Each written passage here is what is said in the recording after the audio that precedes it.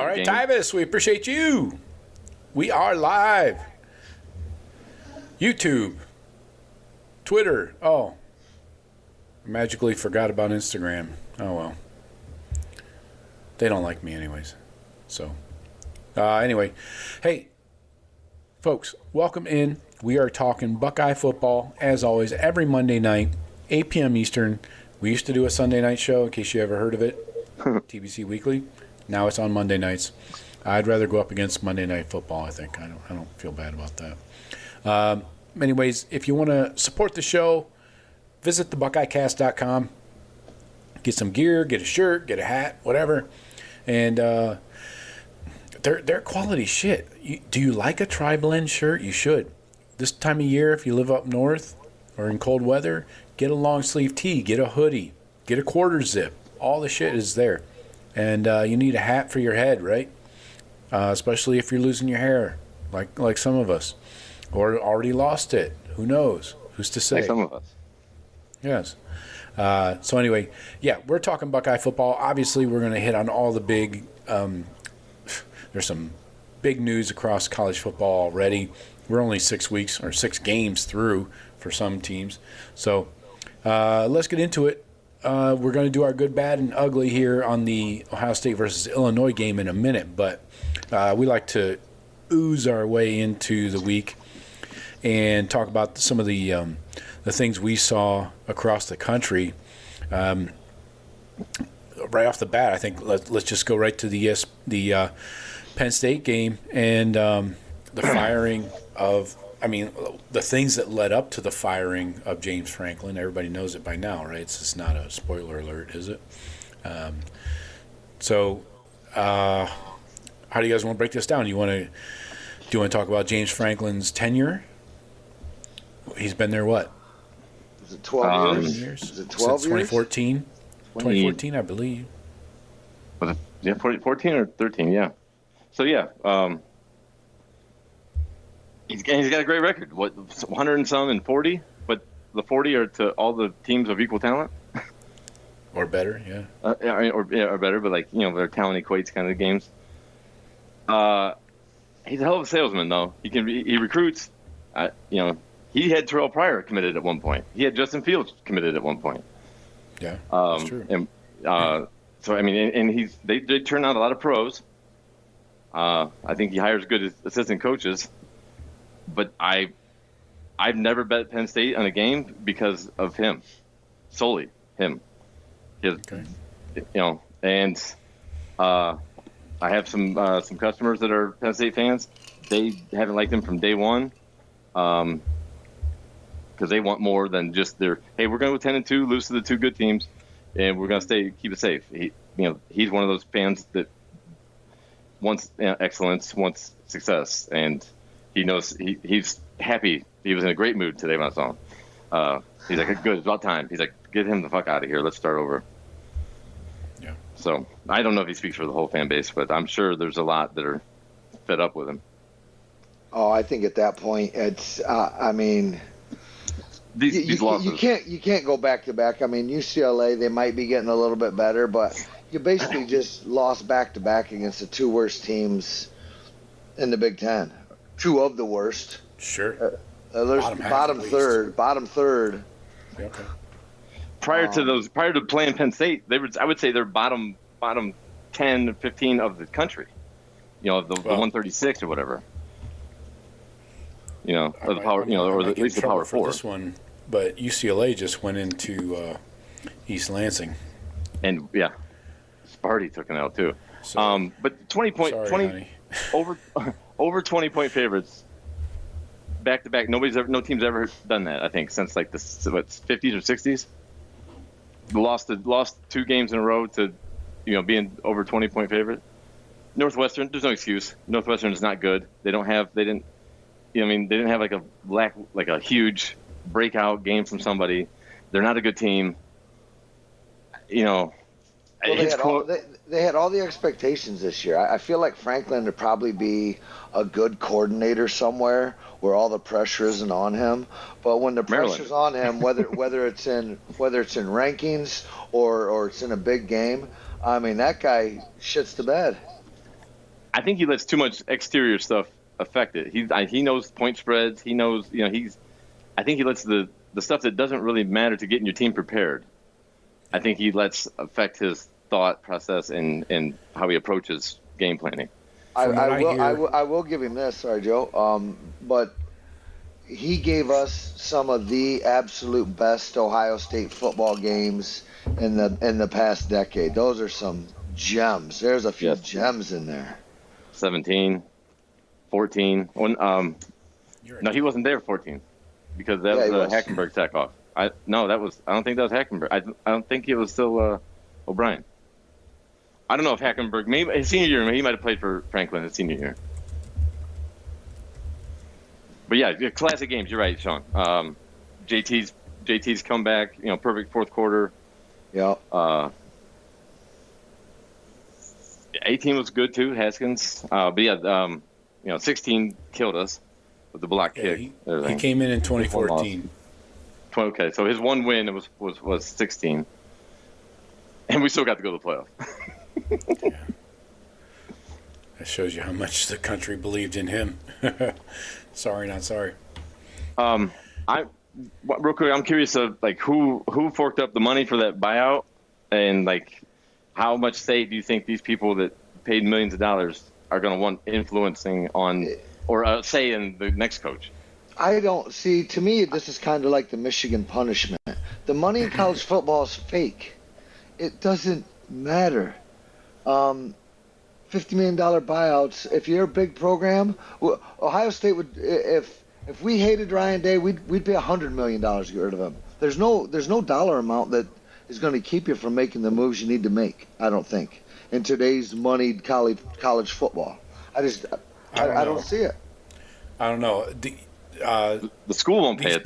These boosters are getting worked over for, not just building buildings, contributions to the entire campus, but now it's NIL too.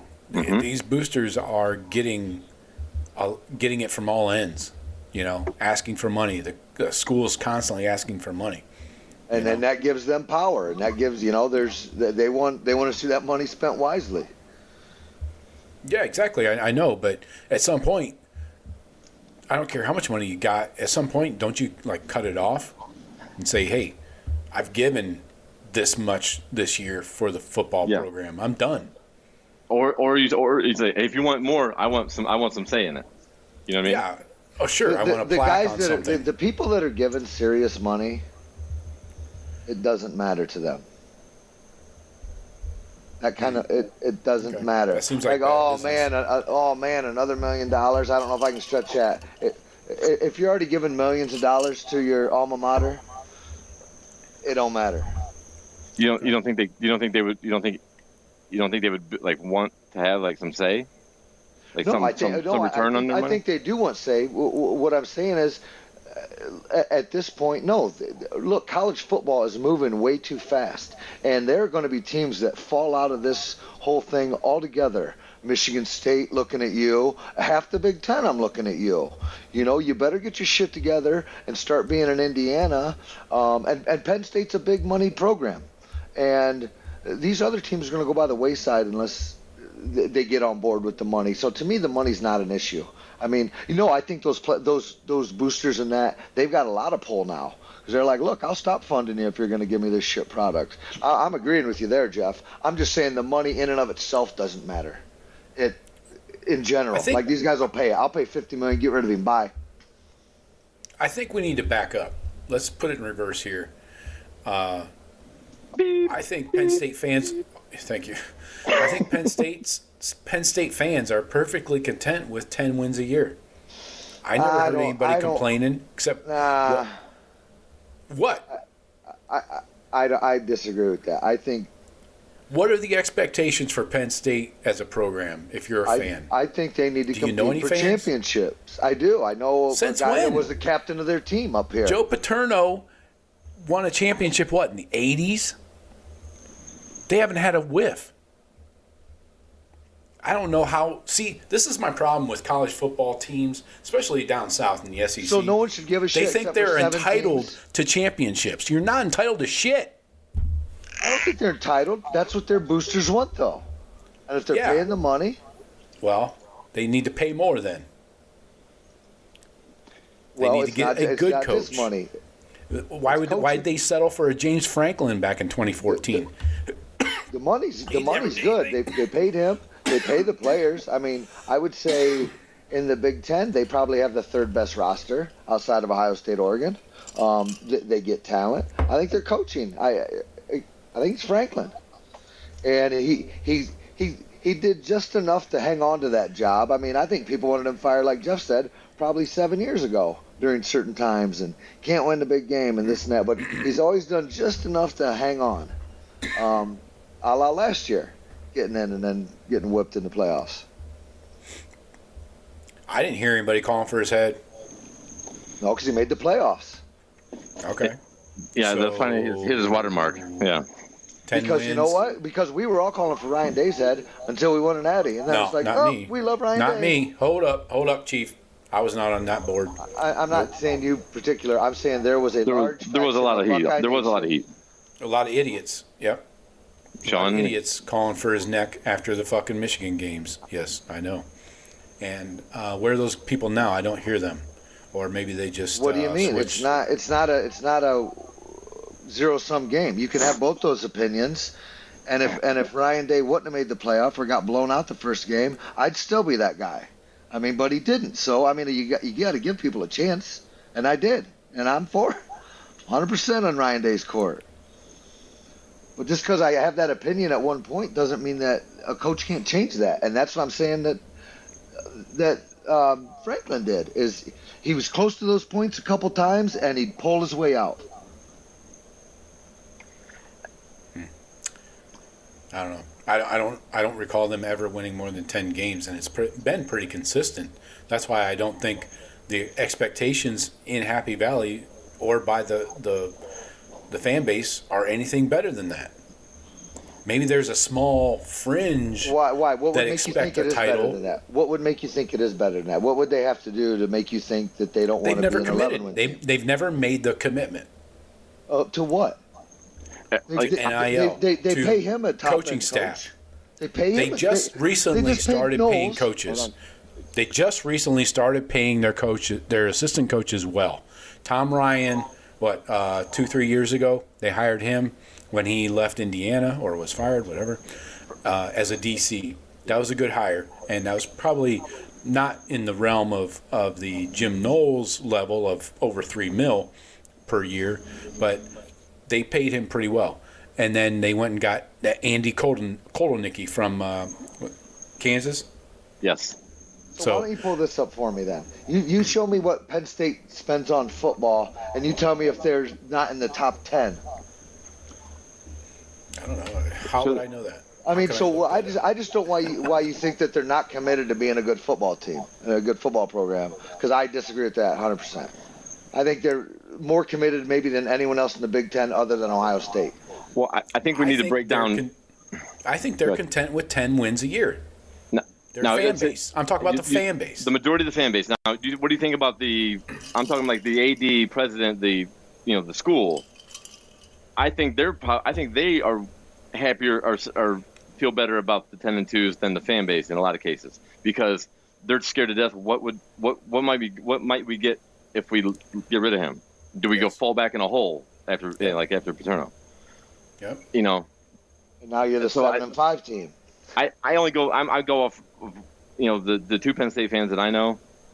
They see the talent that they have that Franklin brings in like we do. Like if you tell us that we have all these 4 and 5 stars, you better fucking play like it. Yep. He's the blue chip ratio is really good. Yeah, and so the guy I know real well. He's like, why can't he win a big game? We have the talent, and so he's demanding. That's coaching. Yes, that's a great Yeah. point. It's exactly coaching. There's no. But question. I will never say I've been on I've been on a chat room or anything like that of Penn State fans. So I don't know what the general pulse is. But So they're 68% this year in the blue chip ratio. Those are 4 and 5 stars. That includes transfer portal people. So this is all mixed together, which I don't think they get too deep in there. They haven't done much, and the receivers they've brought in through the portal have not done shit. But anyway, so but how they taught it. To put that into perspective, Ohio State and Alabama are 89%, the top teams.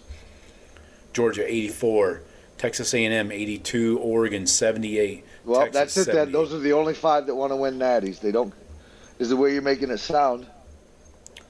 I'm just saying the fan base, the Penn State fan base seems to be content with Franklin for more than 10 years of getting 10 wins a year, and that's fine.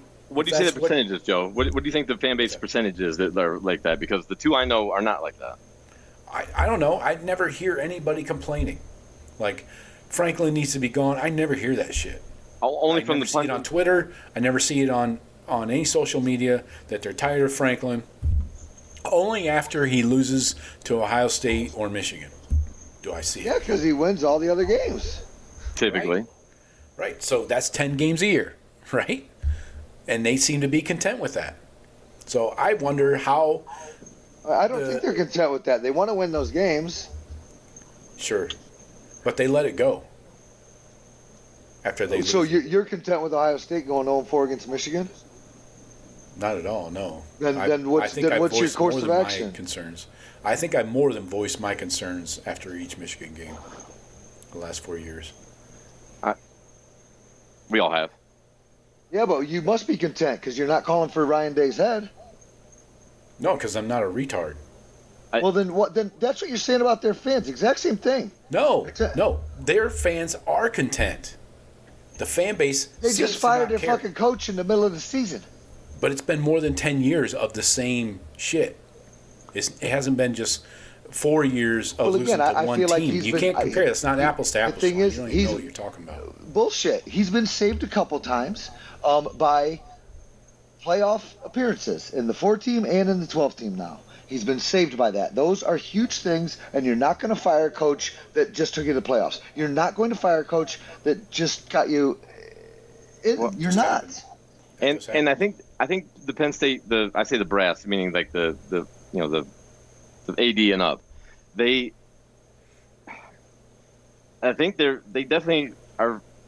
I think it seems like they have, like, we don't know what we might get. We know what we get with him.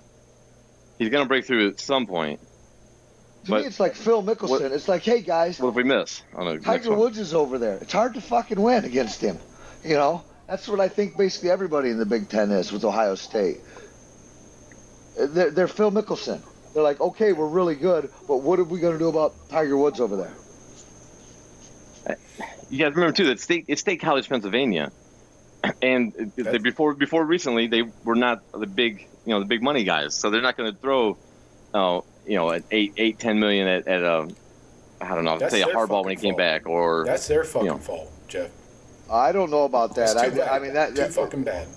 I don't feel bad for teams that aren't going to commit and go all in and try to win championships. How are they not doing that? Coaching or talent gathering. They paid the fuck out of it. Who are you going to go hire? They're going to hire a guy, and I bet you he gets worse. I bet you they get worse. Probably, yeah. It's not my problem. I don't care. Because they won't be able to get the top line. The top. Who are you going to go get? Well, exactly. So, that's the argument. And now they had to do it. I'm all for this firing. Okay. But I feel this firing. I feel this firing is commitment to winning. This isn't acceptable, and you're gone halfway through the season. How many 7-5 seasons do you have to go through to get to your next 10-win coach? Is the question. Well, I mean, we're also comparing it to like our team and our program. We've never missed. In I wouldn't years. Compare. It's not it's not apples to apples. What I'm saying is, we never hired the wrong guy, and we never had that lull. No. But I want one little nugget regarding his relationship with the AD and the president. It's all rumor, but there's a lot of heat to it. This past offseason, Franklin went to the AD, wanted a raise. AD's like, fucking pound sand, you get like 4 or 5 years left. He circumvented the AD and went to the president. Oh. President got him. So the AD's feeling some kind of way. Yep. If they're saying, boosters are saying it filtered in the locker room, bad. It's just a bad mojo from the jump. The thing is, you 10-2. You know what? Guess what? Every football team going forward ought to be happy with the coach that averages 10-2 because that's playoffs every year. And if you get in the playoffs every year, you got a chance. 10-2 is gold now. It's gold. But those are big games, and we just established that Franklin doesn't win big games. So I see James Franklin at Arkansas. I see Franklin goes to Arkansas. I ain't gonna be up. Jesus, back to Vanderbilt. Whoa, pig suey. Or whatever the fuck they say. Go ahead. Yeah, him and Vandy's coach could flip. There you go. He's got a, and he keeps Petrino as OC. Yeah, you got to keep Petrino. He's a stalwart. He's a foundational piece of that program, I think. But, motorcycle and all. Yeah. Race and everything. What's that volleyball player up to? What's she doing? What volleyball player? The one he had on the back of his motorcycle. Oh, yeah. The subordinate that was not his wife. Yeah. Oops. She probably took the worst of that altercation with that ditch.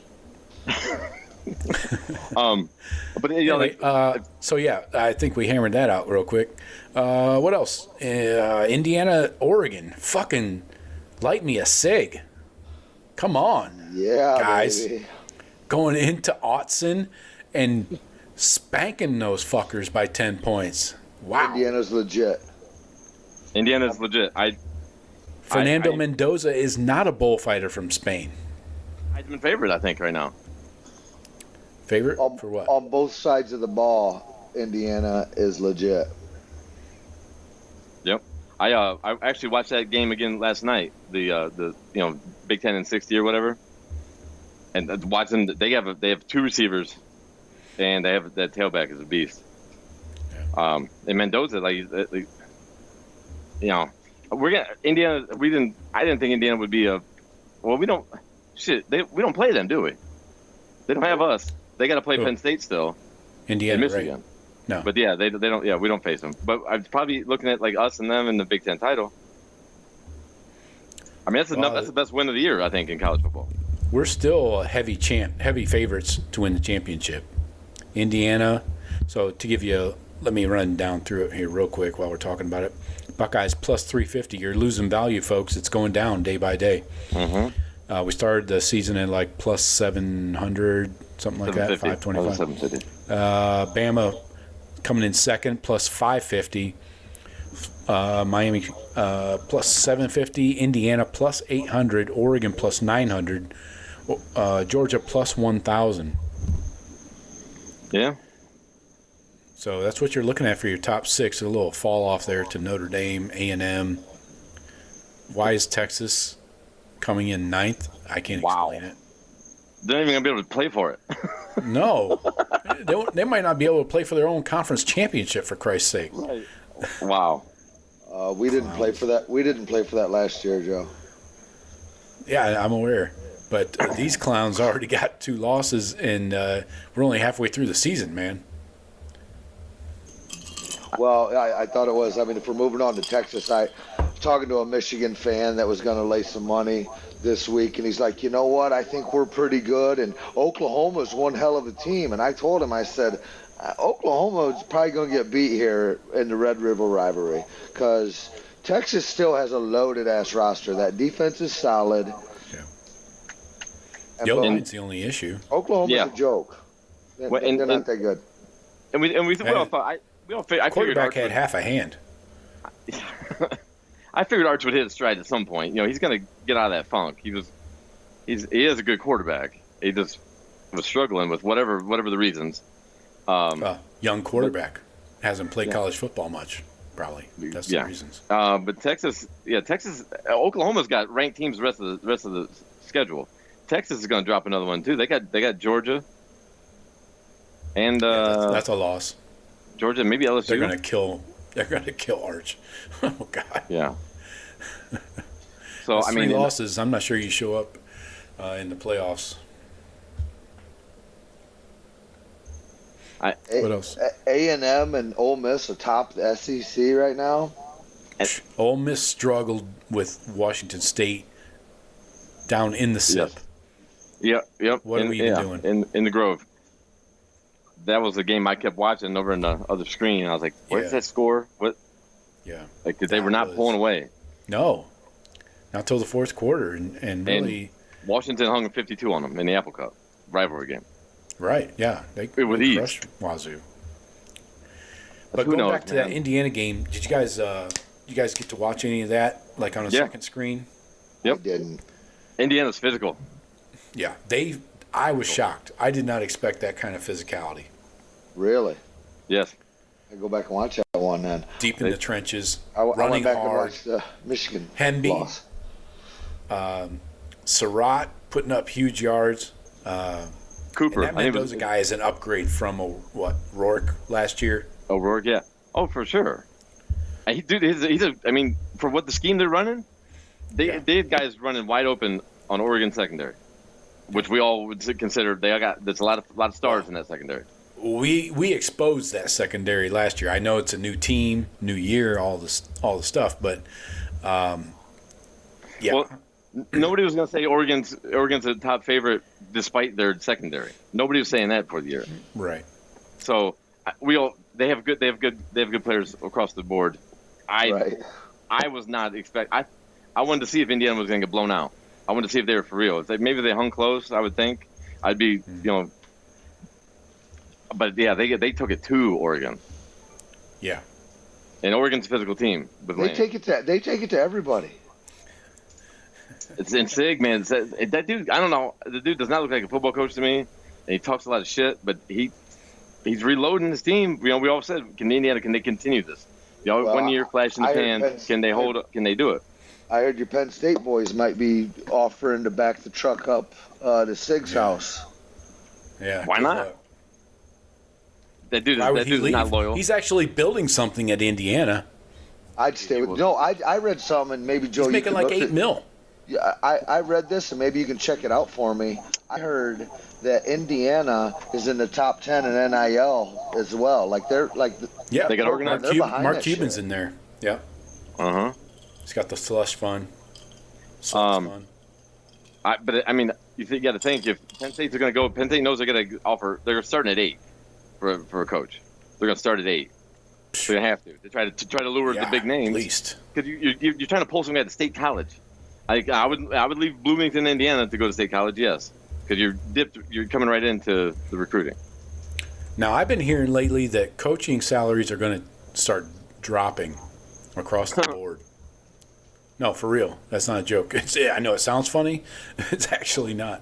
I'm hearing that because of all the other things that boosters are being asked to pay for. So the boosters aren't paying coaches' salaries. They're paying the buyouts, but they're not paying the salaries. They're contributing. Yeah, it's all contributions, man. So what is the money that the school, like Ohio State, the money that the Ohio State University makes from the football team? Where does that go in? That's building all the buildings. It's $100 million. Right, make a year. But the boosters are still paying coaches' salaries. That's fucking crazy. To a large extent. Right. I guess it's contributions to the athletic department, to the university, however they want to launder the money. It's basically what it is, right? Yep. We're laundering money. Or legal laundering. Well, didn't when they signed Saban the one time, and they also the boosters bought him like a $2 million house too, like at least. Yeah. So right now, number one is Kirby Smart making $13 million a year. Ryan Day, 12.5. Lincoln Riley, 11.5, and he lives in California. So, good luck with those taxes, bro. Dabo's killing it, 11.25 in South Carolina with, limited taxes. Sark, 10.8. Lanning, 10.4. Kalen DeBoer, 10.25. Our guy Brian Kelly and his family, 10 mil. Bill Belichick, 10 mil. What's this guy even done? Does he have any rings? Worst team in Power 4. Worst team in Power 4. Lane Kiffin, 9. James Franklin was making 8.5. So, Jeff, I think you're going to have to starting at 9. Up. Yeah, they're starting tonight. Lane And you're not Kiffin. getting any of those guys. You're not getting Kiffin, none of those guys. No, I you're not getting a think Brian your Kelly. blue blood programs are happy to play a coach 10 plus mil if they're going to be competing for championships. Ohio State isn't going to be like, we don't want to pay you anymore. We're going to pay out the ass. Yeah. Sure, That's I mean the 12.5. but nobody's going to write up a contract figuring a title.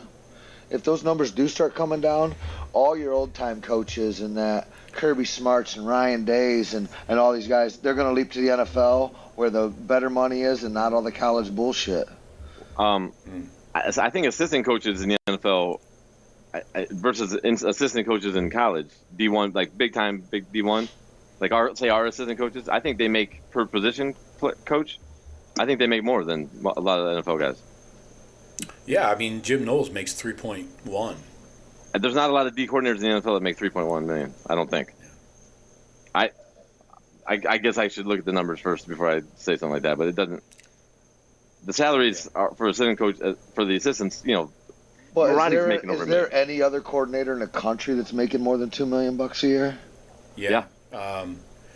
Who's the dude for? What are we paying Heartline? Right close to that. Jeez, no, yeah. He's not the highest. I think Walton or Larry Johnson are the highest. Well, Larry Johnson is the highest for sure, but Heartline's up there. I just looked this up last week. I thought we talked about it. He got a raise before the season. Yeah. Patricia's got to be getting paid fairly well. I think he's getting paid 2.2. I don't know why that number's in my head. But they're not going to. These guys have contracts. They're not. I mean, those contracts are when those contracts run out. That's when you're talking about, Joe, right? So some of these guys might be 5-6 years till they're actually making less money. I'll believe it when I believe it because I ain't never seen the money get less in anything. Anyway, they're gonna be making more. I mean, the profits are gonna be bigger. Yeah.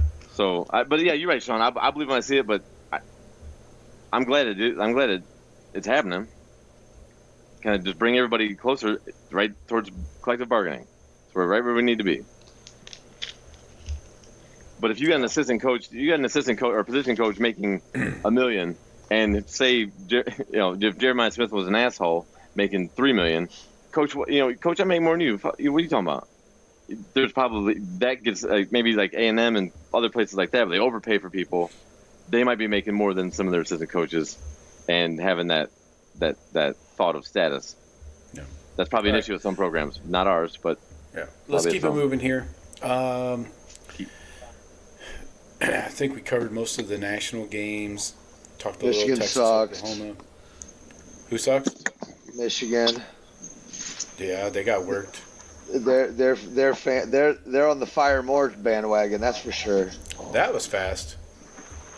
That love affair didn't last long. Well, everyone knows. Does he look like a legitimate blue blood coach? I mean, he's up there crying half the time, acting like a bit. I mean, he's their. I mean, you go to their fan boards, they're like, he's our Juwan Howard, and the sooner we get rid of him, because if you keep him for another 2-3 years, there you're going to be 2-3 years from now. Well, right. I will only say that I will give Sharon, or whatever the fuck his name is, I will give him credit because I don't want some guy that's, he got his head up his ass being the guy that's beating Ryan Day. You know what I mean? So I will put a little bit of credit. He's beating Ryan Day. Day's head. That's Ryan Day's head up his ass. You mean, you guys talking about, we had a request from the Peanut Gallery about talking about underwear, our guy underwear on screen. Yeah. Well, I wonder what was so funny. Yeah, you're down 24-13 in the fourth, only 4 minutes left. Seems funny. And then then they seal it, and he's still laughing. I showed that to my Michigan fan that I was watching the game with. Yeah, 2 minutes left. Still funny. Yeah, that can't sit well with them. Yeah, I don't know, man. What was the joke? I'm going to have to hear that myself. It is a still shot, though. I mean, it's tough to just draw the whole conclusion of that, right. But sure. To have it 2 minutes and then 2 minutes later still laughing, it looks bad. And the score got worse. It didn't get better. And maybe a coach said something to him to try and get that reaction out of him to say, hey, look, you're a young kid. Don't let this eat you up. And he could have said some wise-ass comment. I mean, you don't know, but. Right. Sure. Context. Perception. All right. First of all, did you guys watch the Georgia-Auburn game? No. Yes. Jeff? Yes. Was that a touchdown? Yes. What in the entire fuck are we doing, referees across the country? I'm not talking, I mean, in this particular game, yes, SEC refs, once again, in the crosshairs. Shocker. But big time, I mean, just big time calls are being blown across the country in every conference. The Jeremiah Smith catch, I got a clip of it here in a minute we'll show. What is going on with the refereeing? We got to standardize this and like the NFL, right? These morons need to be tested regularly, and not just for drugs. They got to be tested. And every play, they review everything. Everything is reviewed. Right, but they get it wrong half the time when they do review it. I know they always go to their expert, and then he undercuts the guys, he undercuts the refs. He's like, no, these guys are idiots. I definitely wouldn't have called that. And then when I thought this was a thing just like a year ago, when you're reviewing a play, you can also tack on a targeting if you see it in the play. How many helmets does Jeremiah Smith have to take in the fucking ear hole for us to get a fucking targeting? Oh, I know. On the touchdown they're reviewing, I'm like, can they review the targeting and the pass interference on that too? I said the same thing, Sean. I said the exact same thing. Catch. Yeah, the sideline catch. Yeah, we're gonna show that right here. Let's fucking go to it right now. God damn it. I saw 5 or 6, and the different games I watched, 5 or 6 easy targeting by the rule that they stated. I said that's plain as day targeting. Here we go. Slow motion. Oh, mine's not playing. Here it is. Reverse angle. Catch. Roll over. Ball still in control. Ball still in control when he goes to the ground. How long do you have to complete the process of a catch is my question. Well, that in there lies the question, and like you said, I don't know if there's a definitive rule there. Catch. Feet down. Hit in the helmet, also caught the DB's arm in the catch. Then it doesn't pop out till he's out of bounds on his back. What are we doing? What are we fucking doing here? I don't get it. But if I would tell you this, if no player was around him and he made that same catch and the ball had that same movement, I don't give him that catch. Why would it move? Why did it move? The DB had his arm in there that he caught with. Okay, you got to complete the catch with whatever's on there. I'm saying if no arm was in there, and I saw the exact same ball movement, I would not give him that catch. I agree, Sean, because there's no Okay. I agree with that. I don't know what the fuck we're even talking about at this point. Well, yeah, Joe's not getting the understanding. I understand. Hugh Freeze, Joe, when they interviewed Hugh Freeze at halftime, that's the first time I've ever liked that guy. He was speechless, because they got jobbed earlier against Oklahoma. And the SEC sent him a letter saying, "Hey, our bad." So, sorry. He's like, man, we're gonna. He's like, I don't know how the hell that we didn't break the plane there. He's like, maybe we're gonna break one of these days. But yeah, Auburn got jobbed. And then the fucking fake timeout by Kirby. No, I was clapping my hands. Everybody claps their hands like this, Jeff, with their fingertips. Really? Into their palm. That's how I clap. Yay, Buckeyes. What the fuck are we doing? These refs are morons. They might be worse in the South. Big Ten refs suck. Big. Yeah, you wonder if the playoff games get decided by shit like that. Remember Marv getting 2019 against Georgia? 2019. I mean, playing his day. Knocked him out basically. Yes, Sean Wade. Yes. If that wasn't fucking Golden Boy, that might not have gotten called either. No. Because you never, you don't know. It could affect them. But anyways, I don't know, man. There's football, like sometimes heads collide in a football play that they hit targeting with, but then a dude drops his crown and blasts the dude in the chin, and it's not called. I don't know. There's a clear rule, and the rule states a certain thing, but it's not enforced equally throughout the country. I don't know. I don't know. Or throughout the conference, for that matter. Yeah, crew by crew. Bad. It's fucking bad. And it's getting worse. We need like a standardized, one hub of referee coaching. Or teaching, and I realize there are some minor differences conference to conference in the rules, like very minimal. And we need a hub. We need like whether in the Big Ten, it's in Chicago. We need one replay hub, not these morons on the sidelines with a fucking little tiny TV screen under a hood trying to determine if a guy made a catch on the sidelines. Get the fuck out of here. All plays should be reviewed at a headquarters in one location where all games. It's not like that many games are being played at one time by the Big Ten anyways. Fuck. What, 6? At one time? Yeah. If that. And get the women out of there. I don't like all the women refs I've been seeing. Now we're going sexist. Sean crossed the barrier here. So I did not have that on my bingo card. Well done, Sean.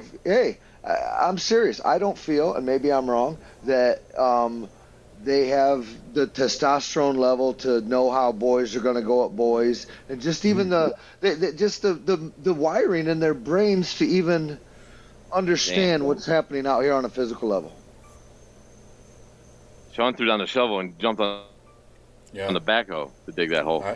I've just got some text that might say you're wrong, but in a nice way. Go ahead and read that. I don't know about that. I don't know, man. I don't know how you're going to all of a sudden say women can't ref football I'm not saying they can't. I'm saying they shouldn't. Okay. Well, yeah. I feel like it's a DEI hire. I feel like there's probably a bunch of men that can do the job better and are faster and whatever. I feel a political statement coming on. There's nothing political about it. It's a fucking biology statement. Okay. All right. Well, everybody's entitled to their opinion. I'm just not commenting on it. I'm not disagreeing. No woman ref got earholed by another football helmet.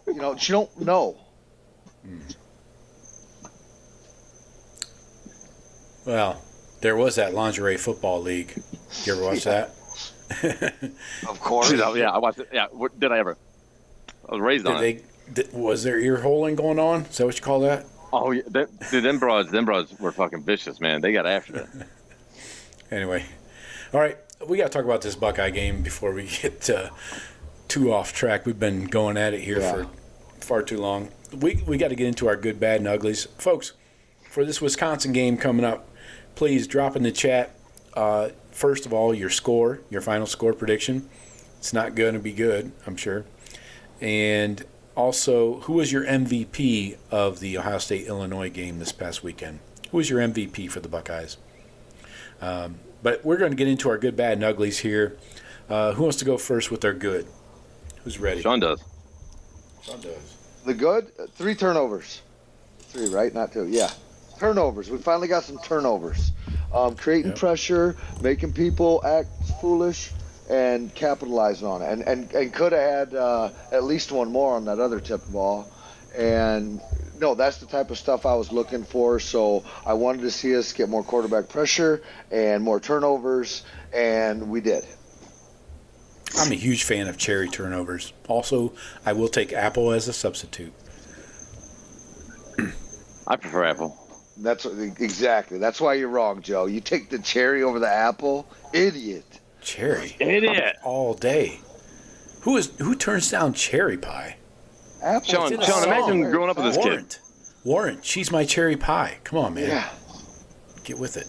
Yeah, cherry pie. Yeah, I'll take cherry pie, but another turnover. Come on. Anyways, Same. my good from Saturday. Yeah. Deion Sanders is coaching, upsetting the undefeated Iowa State.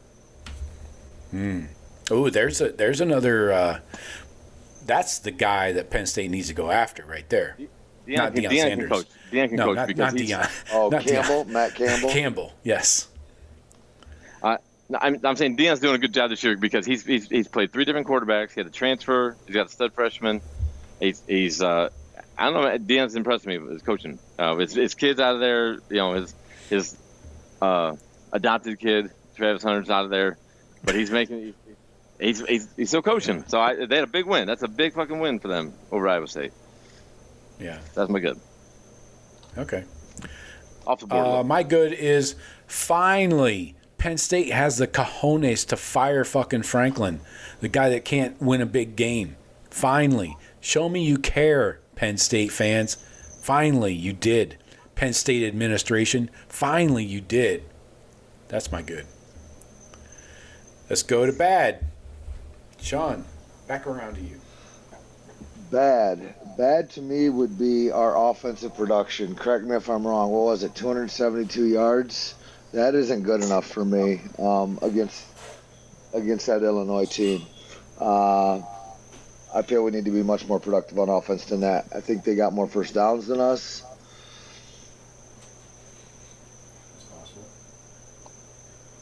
And yeah, what do we have? I'm looking at it here. 272 total yards. 17 first downs. They had 22 first downs and 295 yards. On top of that, our running game averaged 2.9 per carry. It's like Texas. Like we ran 2-something against Texas. Yeah. But wasn't their run defense supposed to be trash? That's what I heard. Yeah, and they held us to 2.9. Not good. Yeah, I talked about that today on the Daily Blitz. We had some major run blocking issues from the offensive line. Pimp down. I'll set that down there. I'll probably trip over it later. Anyway, yeah, that was O-line run blocking has been. It's so weird how they've been so good at pass blocking. I still don't think they've allowed a sack. But anyway, I don't remember a sack. No, a couple hits, some pressures here and there, maybe a hit on a quarterback, but no sacks. But anyway, then they're so shitty in run blocking. I went through the grades today on the Daily Blitz, focused on the offense. It was bad. It's fucking bad, and it's inconsistent as fuck. Tegra, I don't know how he still has a starting job, man. He's bad. I saw Padilla in the game early. Yeah, they've been working him in at the right guard, and I don't know. I don't know. I think that's what they're doing. I think they're trying to bring these guys along because Tegra's going to get benched eventually. Replace him. Yeah. Yeah, very soon, if not sooner. Maybe it's because of that. What you just said, though, Joe, the pass blocking. Right now, it's keep Julian Sayin clean. Right. And if you're good at pass blocking, all right, that's good enough to be in here because we needed him to stay upright and need him to have this confidence for the young guy. That might be part of it. If the other guy might be a better run blocker but not quite as good pass pro. Right. But then when you start subbing, you can't sub O-lineman in every play like they're a receiver. No, agreed. That's why I think they go with Shabola and he doesn't get it done. But they don't want to. They do series at a time. Right. Exactly. Yep. Okay. Let's see, Jeff. Are you up with the bad? My bad. Yeah. My bad for the week. Yes. Our 7-man soft zone with no pressure from the front four was bad. Oh, early on. How are we dropping 7 and giving up these 8-9 yard passes? Yeah. Consistently, dudes are just finding there's holes in that zone. They're in the zone, yeah. And we're not getting pressure. We didn't get pressure before much. Enough. No. I mean, pressure that would affect him hitting his targets in the middle of the field. Our pressure's still lackluster unless we're bringing Reese or somebody else? And when everybody's healthy, there is. I will say, keep in mind, there is something to be said for a dual threat quarterback, like they did to that Damon Williams at Washington, where the D-line rushed, but tried to cage him in because Altmaier has legs, and they wanted to keep him from escaping, and they didn't want to provide open lanes like behind them or something. So there is something to be said for the strategy there from a D-line point of view. But yes, the pressures, I have that. Oh, where's my PFF? I didn't see. There wasn't a bunch. It seemed like he was sitting back there, 1, 2, right. Release on 3. Like he was sitting back there and finding holes in the zone. I mean, we're dropping 7. We have 7 great athletes back there. Yeah, we had 18 pressures. Wow, I would not have picked that number that high. And on 44 dropbacks. Let's see. Pass rush snaps. Yeah, I got 43, 30%? 44, whatever. We did have 5 sacks. I got credit for 5 sacks here. The Jermaine Matthews strip sack, which is just a strip, they give him credit for a sack there. I don't agree with that. Arvell with 2, Curry with 1, Kenyatta with 1. But then you had a bunch of hits, 2 hits on the quarterback, 11 hurries. So, but you should keep in mind when you get these stats, a lot of times those pressures could be on the same play. So it could be 2 guys or 4 guys even on the same play getting pressure that they're getting credit for. Sure. So keep that in mind. What'd you have, Jeff? You had our zone defense. Zone defense. Got and it. lack of pass rush, kind of the mirroring of the two. Yeah, that's kind of they went up and down the field on us. That's kind of the rule of thumb when you're playing an experienced quarterback is a young guy you blitz the shit out of, an older guy you make him throw it into coverage. But I agree. I had a problem with why we are still dropping D linemen into coverage. I saw Bo Atkinson 15 yards downfield, down the seam, and he had one laced right over his fucking head. Yeah. What are we doing? That's why we have DBs. I mean, they're lighter, faster, typically. And that zone defense is a lot of times you will get a DN or something to drop off to the flat area. They're supposed to stay there, but a lot of times I've seen our guys go to their zone, their flat or their hook area, and there's nobody there. So like we have 2 guys. I see 2 guys, 2 Buckeyes in a TV screen, and no opponents, but there's holes other places. Yeah. So I mean, that's the Patricia's. He's a smart dude. They're seeing what we're talking about. They're seeing it too. So I expect they're to still get correct. doing it. Like I just when I see Bo Atkinson sprinting 15 yards deep into the back, like the defensive backfield, I'm like, yeah, bad news. News. This is dumb. Yeah, I don't know whose idea this was. I'm gonna go ahead and say I don't like it. I'm gonna err on the side of I don't think he was supposed to be running down the field.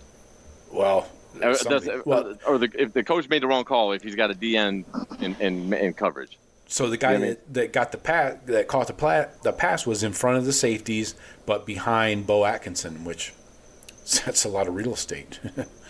Anyways, my bad is play calling. I got Brian Hartline between my crosshairs right about now. We ran the ball 37 times and threw the ball 27 times. That's not balanced attack. And then on top of that, I'll go one further. We had 17 first downs, right? Mm-hmm. We ran the ball on first down 12 of those 17 times. I know. We were getting it was looking really Michigan-y out there. Like, what are we doing? Yes. That's a good comparison, Sean. And like, why are we just keeping doing this? Like, do you think because he's a receivers coach, you would think, Hurtline's going to be one to air it out more, and Day would be the one keeping, we got to be balanced. It seems like he's maybe kind of like Herb Street with like talking about Ohio State. He has to go overboard against us to overcompensate. Like Hartline doesn't want to just come in and start airing it out so you can catch flack. I don't know. Or, and maybe this is an option, somebody took over play calling without us knowing. How would we know? Well, are you making an accusation, or like you're just saying that? Maybe Ryan Day, who was holding a play sheet in the second half of that game, took over play calling. Maybe he did. I don't. That doesn't. That's not. That doesn't put. It's not any kind of alert to me. Okay. But yeah, I mean, maybe he did. I didn't catch that. But I feel like he hasn't taken it over. I think Ryan Day's been involved from the jump. He never made any. He never tried to hide the fact that he was going to still be heavily involved in the game plan and like what Hartline will be calling. No, play. I'm talking who's calling the plays. Well, I know there was one play in there, and they panned over to Ryan Day, and you could tell he was pissed at the play call. So that might be that second half. He might have done that. Said, you know what? Yeah. Give me that fucking sheet. I'm calling it. Because you looked over. Is that where you saw him easily mouth? He mouthed like, "What the fuck is going on?" Did we do a sweep to the short side or something for a 2-yard loss? And he's like, "What?" That's the fan favorite. What the fuck is that? Buckeye fan favorite right there. Yeah. Let's go toss to the boundary. But anyway, so that's mine. Way too many run plays to pass plays in comparison, and then running 12 of 17 first downs. No. Can't. Yeah, predictable. Next up, ugly. Sean was up. Sean was up first. Ugly Sean. I'll go with the poor punter down in the ball. Oh, that punter. Yeah, their punter. Damn it, Sean. That was ugly. Hey, that's on Bert. Bert's got to teach those Aussies when they come around. You know, this is the States. We got different rules, man. That's on Bert. Bert and his special teams. I would actually. One of the announcers said something, and I wouldn't mind to see that rule changed. If a punter's got to go down and get that ball, and his knee touches. But how's that different from a running back in the backfield? Again, you'd have to stipulate it with rules. On a punt only the punter, and only on the snap to stop the ball. You can't be running around and then take a knee and then get up and kick it. I mean, shit like that. But the NFL, it could be. You're right, Sean. They could be. I mean, hell, they put targeting in, and they haven't got that right. I mean, they could easily, implement that rule. What about if the punter takes a knee purposely because he's going to get railroaded? So what if he covers up like a bitch? How many times have we seen that though? I've seen it maybe one other time. Yeah, but not. It's not. It's not. Or steps out of the back of the end zone because it's better than a block. That's it's a safety all day, every day. But right. So similar. Well, since Sean took my ugly, I'm going to talk about the two chicks I saw in the Michigan USC game were fucking ugly. Oh my God, the camera couldn't get off them fast enough. Yeah, the crowd, they spanned the crowd. That was my ugly. You got that some was video evidence or something? Because I don't know what the fuck you're talking about. In the crowd, they were spanning at the Coliseum. I don't know why. I'm sure the Coliseum had plenty of good-looking women in Southern California, but they found these two ugly-ass women, and they shot away from them real quick. But that was my second ugly. It caught my eye because they were so ugly. All right, I like the originality. Ugly, I'm going to a punter, but it's our punter. Our fucking punter sucks. That guy averaged like 38 yards a punt. If that. We have 2 or 3 on scholarship. Bad. We got a big dude that's fucking 6'7", that you can't teach a guy to kick the ball within the fucking field. Yeah, McClarty, is that his name? Yeah. Why does this guy he hasn't even got a shot yet. This McGuire guy, the other Aussie, the first Aussie, sucks. I'm tired of it. We're trying to flip fields here, man. Get the hell out of here. At least he hasn't taken a knee yet that I'm aware of. So there's that. Do you remember in that semifinal game against Bama in 14 They had J.K. Scott as a punter, and they nailed us in the top inside the 5 every fucking punt. Oh yeah, those guys were legit. We were able to overcome it, but dude, that was. We had good punters. We had the good first punters half. too. Yeah. Who's the ginger Aussie that we had back then? Oh, Johnston. Yeah, Cam Johnston. He's Still legit. kicking in the NFL. There you go. Perfect. Remember he called that one fake punt, that fake run against Michigan? Urban about fucking killed him. No, was it Rutgers? Who had the one against Rutgers? Oh no, it was Rutgers. Yeah, because Shiano they had words. Yeah. Day and Shiano had words on that one. Yeah. Fucking Chiano came all the way across the field, man. That was his first year. Yeah, it was his first year. What are you doing, First year from man? leaving. Psychopath. Right. You I do think that's realize probably you coach Rutgers. There was probably they probably had some kind of conflict when they were together at Ohio State. Yeah. Because that looked like personal. That looked. Yeah, it's, an old guy trying to impose his will on the young guy, probably. Bully tactic. Exactly. You've never done that. All right, let's talk about this Buckeyes-Illinois game real quick, and then we got about a 5-minute preview for this Wisconsin game because it's going to be a body bagging up in Madtown. Poor Luke. Buckeyes rolled 34-16 over a ranked team. Yes, a Big Ten team was ranked that we played, which is another conversation for another day, some of these rankings. Anyways, first win in Champaign since 2011. Covered the spread. We are happy about that, most of us. Kind of a clunky offense, but controlling the game clunky. And winning by 3 touchdowns. How clunky is that?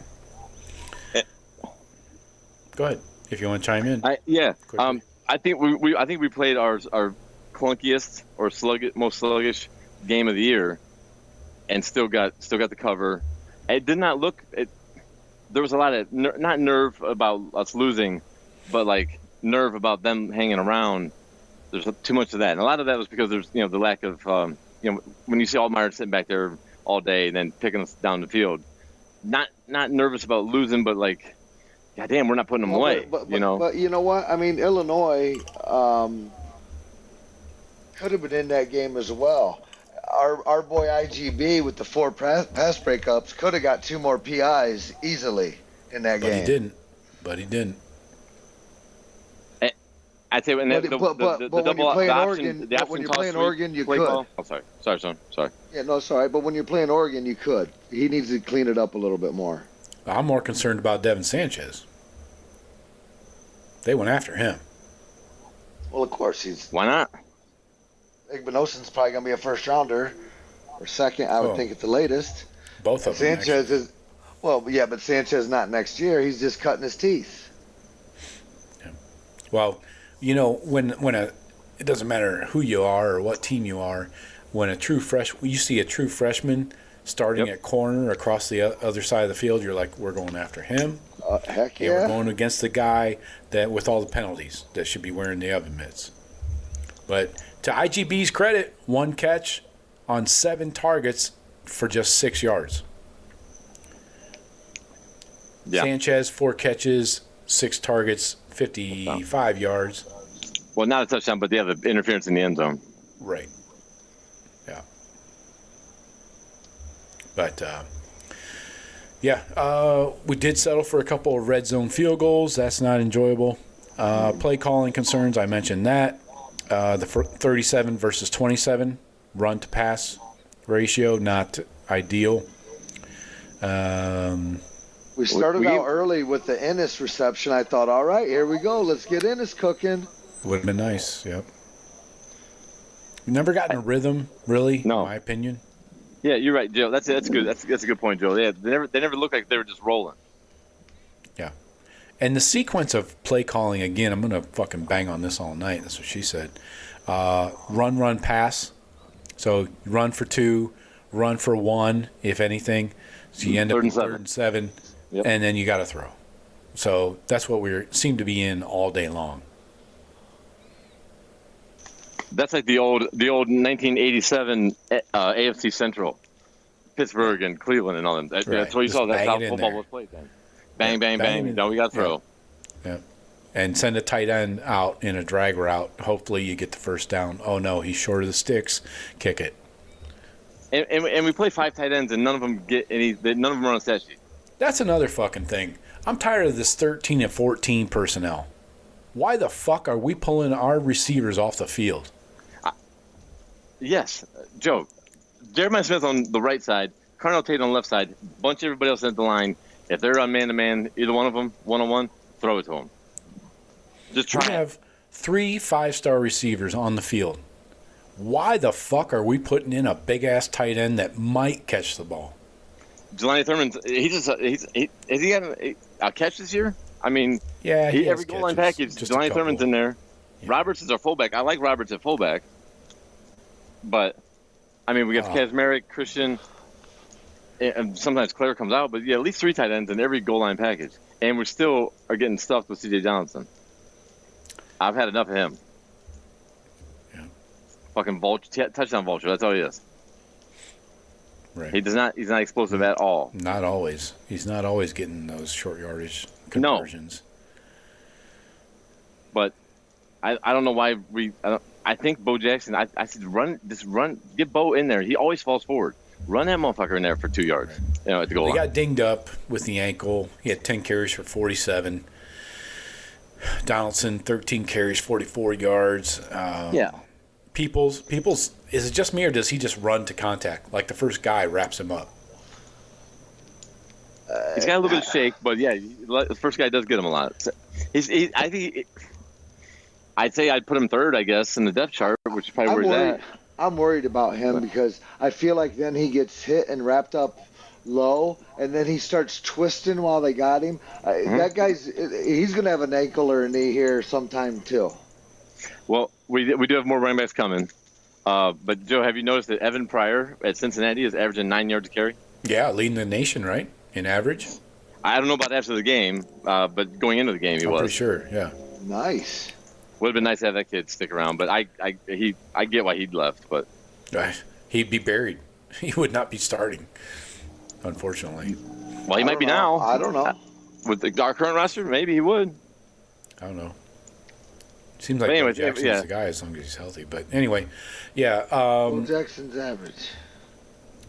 The Buckeyes have not rushed for more than 4.5 yards per carry in 3 straight games. That's concerning to me. And we've won comfortably. So how's Bo Jackson good? They're serviceable. Making shit happen on his own. He has over 5 yards after contact per carry. That's his average. I just talked about it on the Daily Blitz this morning because I was worried about one of the things I focus on for running backs is. How can he average 5 yards after contact? What's that? So what's his average? 7? No. His average on the season per carry? Yeah. Yeah. Hold on. Let me get that. I can pull that up. Average per carry is. Oh shit, that's receiving. But I look at our last 3 games, Joe. You said that we haven't averaged 4.5 yards to carry, but look at look at how those games went. Yeah. Yeah. I mean, there was a no chance. Okay, 7 yards to carry. Yards after contact 5.26, 11 forced missed tackles on the season. I understand spelling him and keep it, but he's gonna be our horse in the playoffs. By that time, if we keep the other guys in there, keep him fresh, let him rest that ankle. Right. But he's gonna be our horse. Yeah, I don't want to bell call him now though. Not until you get into late season. Yeah. Well, he's only had 58 snaps I in 5 games, so that's like 10 a game, 12. But perfect. And we haven't needed it. Minnesota game, we didn't need to feed him and make him that go-to back at 25 carries.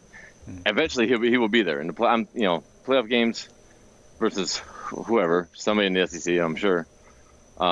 He's going to be. We might have those 20, 25 carry games. Yep. By that time, if we keep him, healthy and rested, he's a freshman. Yep. But we got more running backs coming, and I'm not. I've never worried about that position at Ohio State, really, except when it was Butler Benote. that's a lead back. Oh, don't you run down my guy Butler. Raymond Harris and Benoit. Yeah. All right. So, yeah, offense, a lot to be desired there, right? We can all agree on that. Again, the drive chart, we're up 20-3 at half, so it's not like we ever lost control of the game or it was in doubt at any point. You do want to see more production, but we're kind of like in this situation where we're complaining about the lack of production on offense, but it's because we're on short fields. And who do you blame for that? This guy right here. This fucking guy. This is why we're on a short field all day long. Number 8 and number 97. And then number 7 with the strip sack. And then when this is another note for referees, specifically Big Ten. Anytime you guys want to start calling holding when it's egregious, how about you do that? How about this? Oh, I know. The bear hug. The bear hug. That's not holding. You got to be fucking kidding me. What am I watching? Right in front of the ref, too. Right in front of him. Right. Yeah, you know there's 2 refs back there, right? You can see their shadows. Fucking And that's Christ. what they're looking for. That's what they're looking for. Supposed to be. You think the guy that's right why in they're front there. of him. To see the holding. Right. He would have fucking killed Altmaier on that play. Anyway, let's go. Here's more Arvell. Just being a monster. He is getting so much hype, dude. Everybody's nationally. Yeah. Scott Van Pelt and Stanford Steve on their podcast, they said, "Fucking He just throws dudes around. He ragdolls fucking tackles. Watch him on the right. He's on the right side, lined up over the tight end. Throws the tight end down and goes and gets the tackle. Fuck you, dude." Joe, would you consider like Arvell's ascension this year and his play would equal like Malik Hooker's year, his breakout? You know, first year starting, was the best player, almost the best defensive player in college football. And then draftability, yeah. Well, he's a junior, too. So I was hoping I'd get another year out of Arvell Reese. But, Arvell Reese is, he gone. There's so much hype. And you know he's going to kill the combine, too. 6'3", or 6'4", 243, runs a 4.5. Wingspan, all of it. Yeah. That's look at this. I was listening to that podcast. They said I think he'll do good at the combine maybe. Yeah. So Arvell Reese is at 6'4", he's got all 45. Yeah, where you want to put him? You can put him in any defense. Yeah. But it reminds me of Malik Hooker's because Hooker came out of nowhere. Oh, we got Malik Hooker starting free safety this year. Oh, then he's a turnover machine. Yeah, hawking down everything. That play, dude, Michigan, the game is, oh my God. Yeah. I love the way off. he attacks these fucking left tackles. This is just, then it comes up the middle, bang. That's the holding, should have been holding. And he's given 60, 70 pounds, even at 240. Throws dudes. Yeah. I love that when he rushes, bull rush with the left hand and just stand the left tackle up and he's got his right arm free to protect the I've seen that many times. Like, this guy's 60, 70 pounds heavier and good. And he runs down a running back on a screen. Yeah. Nuts. I think that freshman year of him being put in with the DNs really gave him a lot of that ability, right? Give him a year with Larry Johnson, and the guy's techniques, yeah.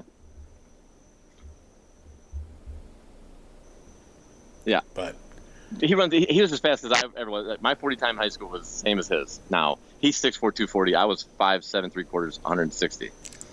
You shouldn't tell people that. You shouldn't tell people. If I was his size, I would have been playing D1 football. You know what I mean? He's making himself millions of dollars. I'm glad to see it. Yeah. So the defense played great. Another goal line stand there before half. Made him kick the field goal. I think Illinois tried to get a little too cute with their play calling. And that's how they got in the end zone later in the game, too. Yes, that was a great call. That play call, that option sweep. Yeah. Now, I think our DN misplayed it. Our DN misplayed it because nobody was out there. Yeah. You got to take the pitch man because but in general football, the option play, you take there's a guy to take in the pitch man, you attack the quarterback. But in that case, with man-to-man coverage way out on the sideline, there's nobody else. That Patricia, that's going to be his fault. I'm sure he's taking the blame for that. Yeah. So, anyway, I think we covered most of the important shit here. We got to do a few minutes on this Wisconsin game. So, I went back and retraced their 3 meaningful games that matter to us. 37, most recently, this past weekend, 37-0 loss against Iowa. Oh. Yes, I said that out loud. Ugly. That's ugly. That's bad. That's fucking bad. Just 209. They put up 209 on offense. 3 turnovers, 3 of 14 on third downs. Their quarterback, Hunter Simmons, I'd never even heard of him before. This guy's terrible. 34% completion percentage, 2 picks for 77 yards. Rushing, 39 carries. So they ran almost 40 times for just 132 yards. That's a 3.4 yards per carry. No run longer than 12 yards. Pass protection, they allowed 5 sacks. Do I need to go on? No. Then a couple weeks ago against Minnesota, 24-13 loss. Now they put up over 300 yards. Exactly 301 on offense. Hunter Simmons, 181, 1 touchdown, 1 pick. Rushing, still an abysmal 31 carries for 120 as a team. They did have 2 completions over 20 yards. I'll say Michigan. What's that? I was going to say that's like Michigan's stats against USC, who does not have a good run defense either. Oh, geez. That's another game we didn't even get into, other than your ugly comment. So, then USC. Wisconsin lost to USC. Total offense, 288. Hunter Simmons, 14 of 29 for 174. This guy does not sniff 200 yards passing. Another touchdown, another pick. Another day where they run for 28 carries for 114. 2 fumbles, by the way. Giving up 4 sacks to USC. So, I mean, what's up with Fickle not being on top of the recruiting? Because he's been there long enough to get his guys in there. I don't know. He was a great recruit. I don't think Wisconsin's fans. I heard their NIL's a mess. Yeah, that's what I'm saying. That's what I think it is. Yeah, sure. Otherwise, they wouldn't be in a shithole like this. He should have never left Cincinnati. They're rocking. Yeah. He built that program. So, I don't know. And all he had to do was follow what – I mean, Wisconsin I'd say D'Antonio, they had one. D'Antonio built that program. Well, then it went down, and then Fickle came in a couple years later, brought it back up. Was Kelly in there at some point? Or yes. After D'Antonio.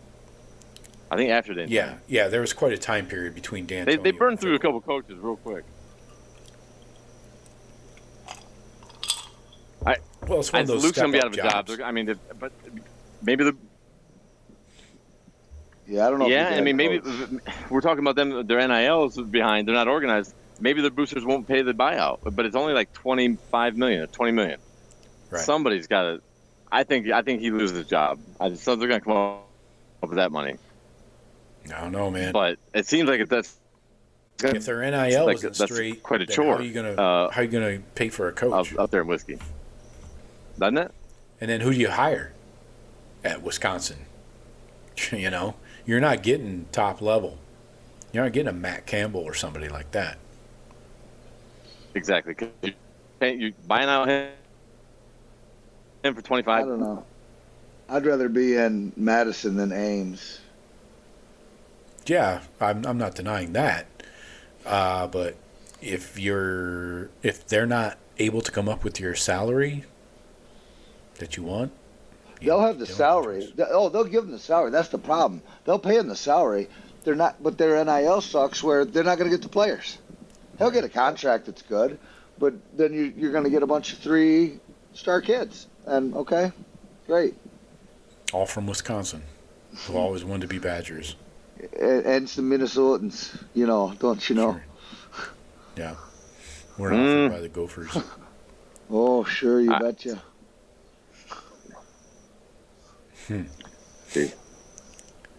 All right, so I think we know what we're expecting here.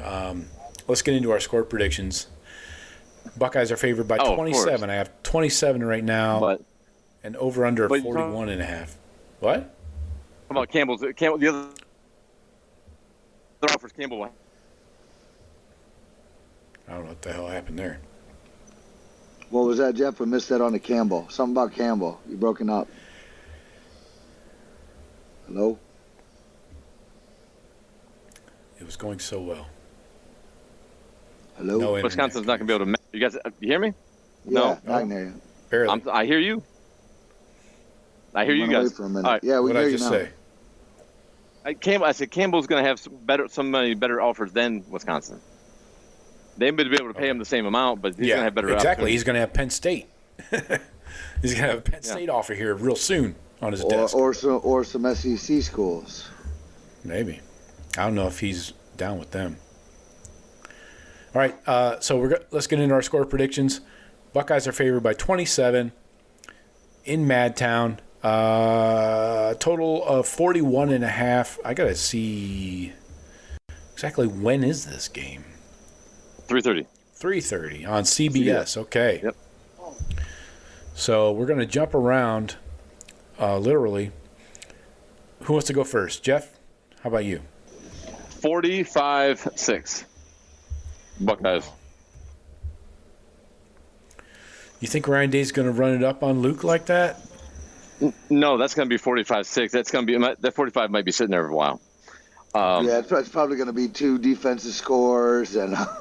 No, Ryan Day's not going to have Julian slinging it up 30. No. There's a lot of respect for Luke, and they got a good relationship. But it's going to be an emphatic win. All right. Sounds good. Think I about can your see if microscopes. Ryan Day not liking how the game's going, pushing it more. Okay. Sean, what do you got? I'm with you. I don't think if we get those couple defensive scores, then Jeff's probably right on. But I think it's going to be 45-10. No, 35-10. Sorry, 35. Oh, okay. Yep. So no cover, right? You said 20. I thought you said 24.5 when it opened up, but No, yeah, I got 35-10. They score touchdown late probably because Ryan Day's not leaning on him. Right. Okay. I'm going 41-9er. 41-9. Buckeyes cover. This is not ever going to be close, nor should it be. It fucking better not be. Yeah.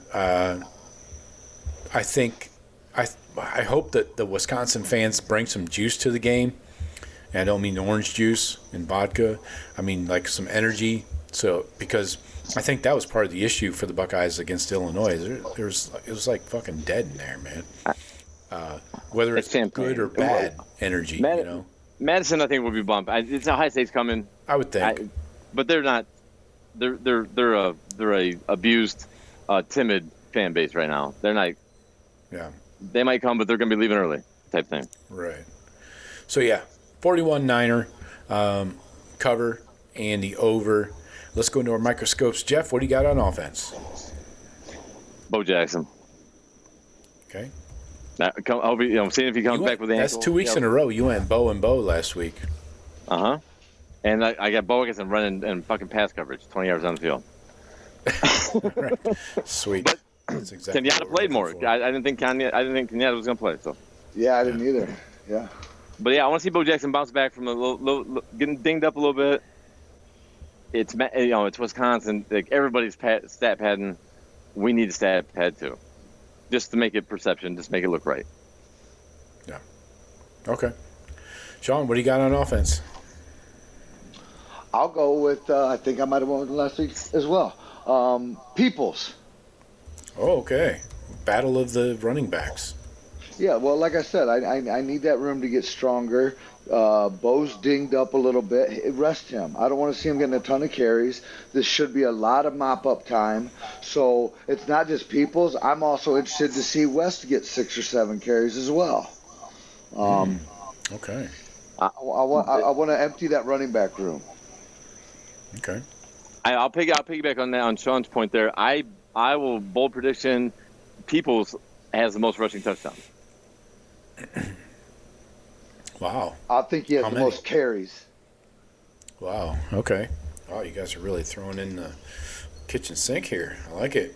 I think I got to go wide receiver. I think this is going to be a lot of easy pitch and catch.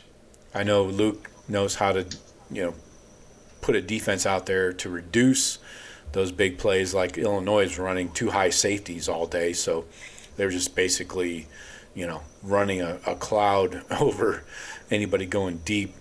But I think I'm still waiting for Brandon Inniss to have his game where he goes off. Will he? I don't know if we're going to get that. Because mainly we're running 13 and 14 personnel on the field all the fucking time, or even 12 for that matter. And Inniss has to come off. He's the first guy off, sure. in all these big packages. So that's what she said. I don't know. Nice. So you got to go Tate or JJ because they're on the field more often. I'm going to go Tate. I think that's a safe pick. You're good either way, I think, on either one of those two. I think they're both going to have. They're going to have their. Did you see when Tate and Sayin kind of that miscommunication? Yep. And it looked like they were, I don't know. They made it sound like they were having words on the sideline. And then I know Tate caught at least one ball after that, but I almost feel like Sayin looked away from him after that. Am I in my head on that? Am I in my feels? Yeah, I don't believe in that. My impression, Sean, from that interaction, and then afterwards, another shot of them, I think everything's fine. Yeah. It was like a heat of the moment thing. He was complaining. It was. But I think Sayin it was over. Actually pointed to himself and said that was on me. He threw an out when it should have been an in. Mm-hmm. Okay. I didn't know the context. Saw just saw the they were trying to make. Oh, they're having words over there, kind of like fuel the fire. Right. That's the quality Fox broadcast that we come to know and love. I don't think there's any issue there. I think this guy heat of the moment thing, and it's done. I would imagine. And why would there be? I mean, right. Like, no, don't be mad. Tate's not that dude. Let me keep throwing to you, man. Right, and if you make a mistake, you should probably own up to it, right? I mean, what are we doing here? All right, Jeff, back around to you for defense. Who's under your microscope? Defense. We got some comments we got to get to. I'm gonna go back. I'm gonna see. What do we know the status on our starting corners? Or I don't know anything about Lorenzo Styles. Because I would say a Devin Sanchez bounce back game if he's gonna be thrust into that same position. Okay. So but if Styles ends up playing, but we're gonna watch Styles coming off the injury. So whichever one plays in spite of the injury. Well, so you're okay. Well, because if Styles stays out, then Matthews is going to move in, and Sanchez will get the start just like he did last week. But at different positions, they don't play the same position. That's the thing. No, but you know what I'm saying, Joe. Either Lorenzo Styles is going to start or Devin Sanchez is going to start. One of those two will start. Two different positions, right. Yes. Yeah. But Jermaine moves down into the Styles spot. Yeah. Well, I'm going to be watching the two guys. Either one of the guys is going to start, and the other one's not. Okay. All right. So we got it. Just hedging my bet. Then. You took 2 guys. Well, fuck. Just give me Devin Sanchez then. I'll watch him in the second half in mop-up duty. I don't know. Sean, what do you got on defense? Let's see. Who do I? Let's just go with my boy Arvell Reese, toughest guy in the country. Okay. Let's watch him wreck these guys for about a half, and then take a blow. Let Petty John Pierce finish it out. Yeah. At some point, Reese has to be like unusable, right, for us? Kind of like Caleb Downs and I'm not Julian taking him. Sayin. Yeah. We have to kind of rule him out. He's gonna make an impact. Him, Jeremiah Smith, they're gonna make an impact on every game. No, and again, Joe, you fucking change this every week. We're not picking the best fucking player on the team. We're like, what's the thing you're focused on and want to see? So you can have Julian Sayin, because sometimes he's going to be against a good fucking team, and it's good to take Sayin. All right. Or Smith or whoever. All right. Anyway, Arvell Reese, fuck off. Got it. Damn. Who you got? Who you got? Caleb Downs. Oh. He's good. I'm going Caleb Downs. He's my guy. Since day one, I think you haters. Buckeye fans, I think, we appreciate Caleb Downs, right? But like, he makes such an impact. Like, there's going to be that's forget about him sometimes. Yes, because that's the resurgence of number 8 is kind of causing that, but everybody in the program knows he's the key to that defense, for sure. And it just we're not gonna be able to appreciate him because he's not having all the stats. He's not making, but he's making sure that everybody's in the right spot and having everybody else getting the stats. Yeah, and he's changing the coverages and he's messing with these quarterbacks' heads and he would be the most missed. He would be the most missed on that defense because he's that special. And the NFL knows it, and the NFL is going to take him early in the draft. Yes. All right. So let's get into a few comments. We got a few here to rifle through quickly. Odysseus, first man in. OHIOTU, Odysseus. Odysseus says, all those preseason Clemson, Penn State title game predictions show how lazy the national media is. Preach. I would say yes. And that spills over into fans as well, not just the media. They listen to what people say. Hold on. Guess what? This whole crowd right here, I go look at who we thought was going to be in the playoff, because we did that before the season started. Yeah. So were we lazy on that? I don't know. I have to check tape. You want me to check tape? Go ahead and check tape. But but our wrong predictions on Penn State, Texas, and Clemson. But look we knew what they had returning. Yes, they got a bunch of talent. Yes, so they had the most talent. That's why we're not wrong. They all had quarterbacks. They all had quarterbacks. Yeah. And all their quarterbacks suck, actually, as it turns out. Yeah. Yeah, they were all supposed to be good by everybody's means. So no, they're failing. I'm not failing. I'm not failing. You're failing. I'm not failing. But I don't know if it shows you how lazy they are, but it shows you how worthless those preseason things are. And you notice Texas just snuck back into the poll. Yeah. The top 25. Where's Washington, by the way? Yeah, exactly. Where's USC at? Did they get in finally? No. Yeah. Oh, no, I think they did in one. USC is in the 20s. Yeah, I think so. USC is still not ranked after beating. Oh my God. Yeah. After beating the mighty winged helmet. Yeah. Are those folks? Are they still ranked? I haven't looked at it. No, I don't think so. Okay. No, I'm pretty sure not. Beat it, Steve Cherry says, hey, Joe, Jeff, and Sean, go Buckeyes. Michigan lost to USC. Elmau, ass, what a glorious weekend. Exactly my thoughts. I couldn't put it into words, but that's exactly what I was thinking.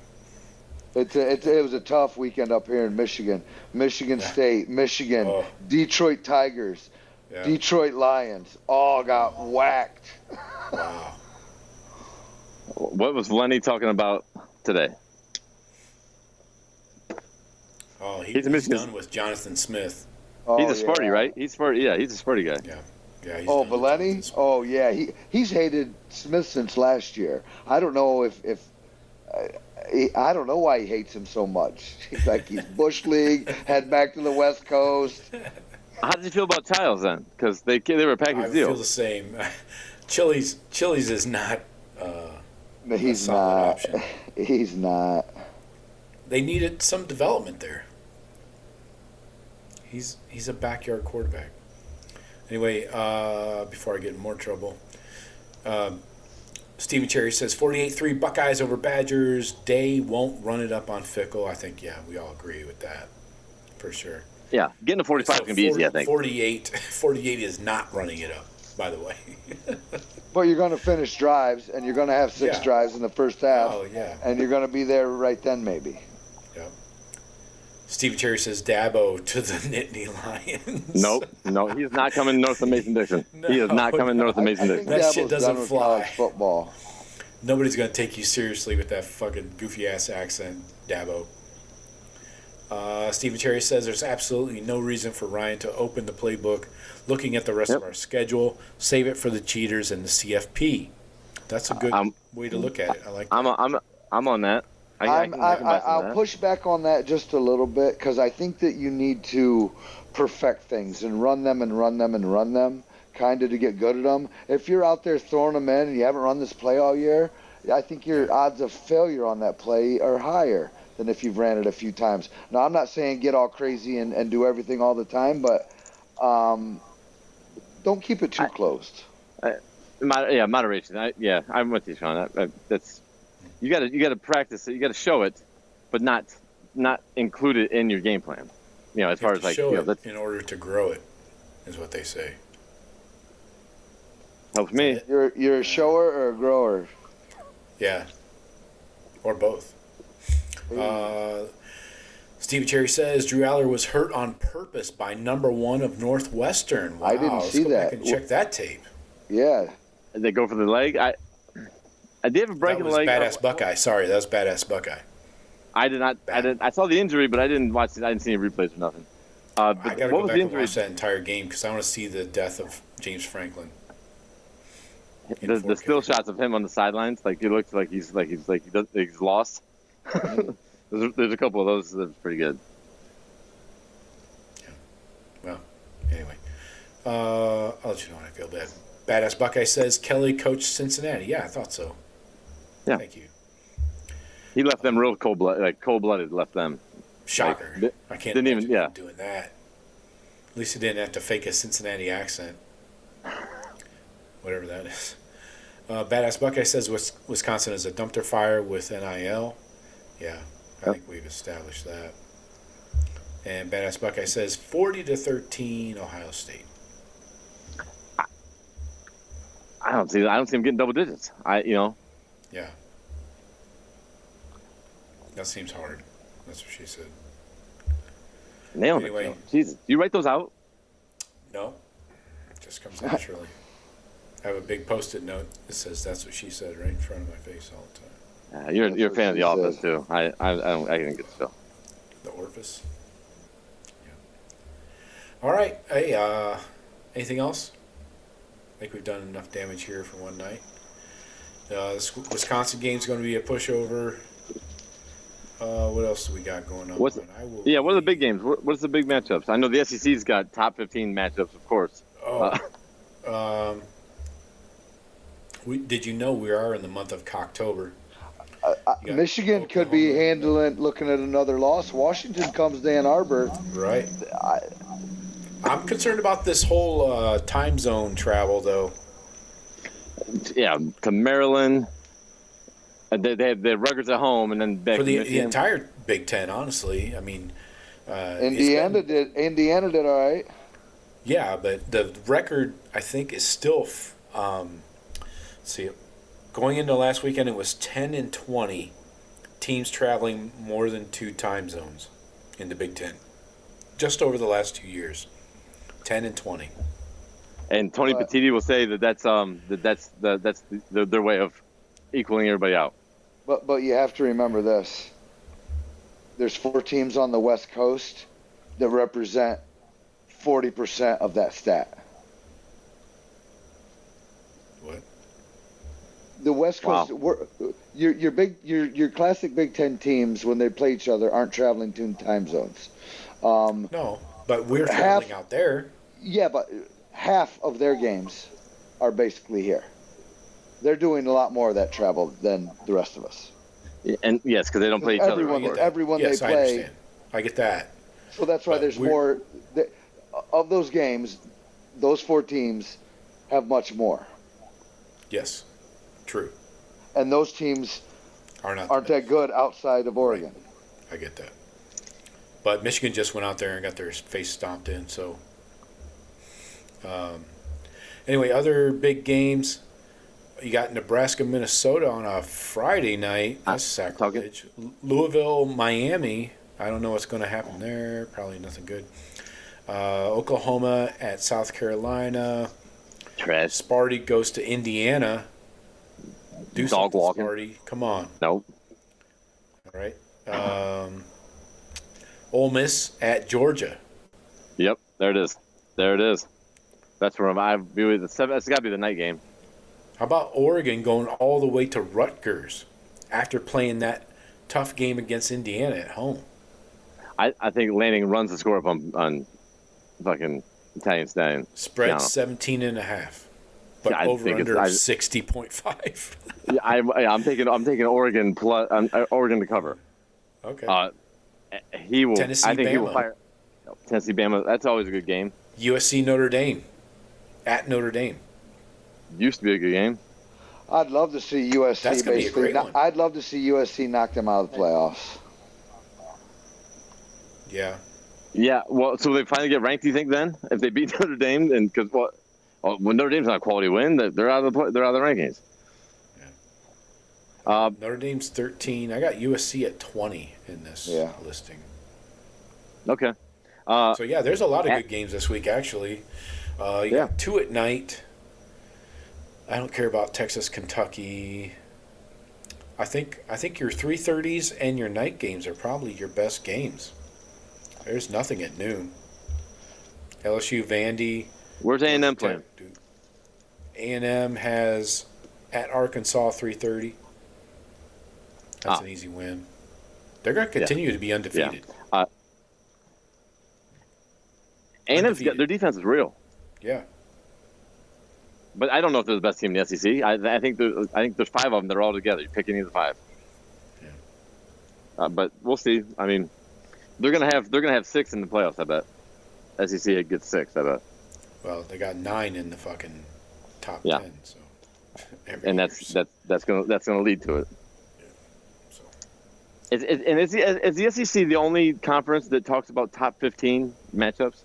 I've heard top 25s and top 5s, and top 10s. Never top 15. Obviously, that's a cherry-picked number. Yeah, because 13's playing 14, so you got 2 top 15 teams. Get the fuck out of here.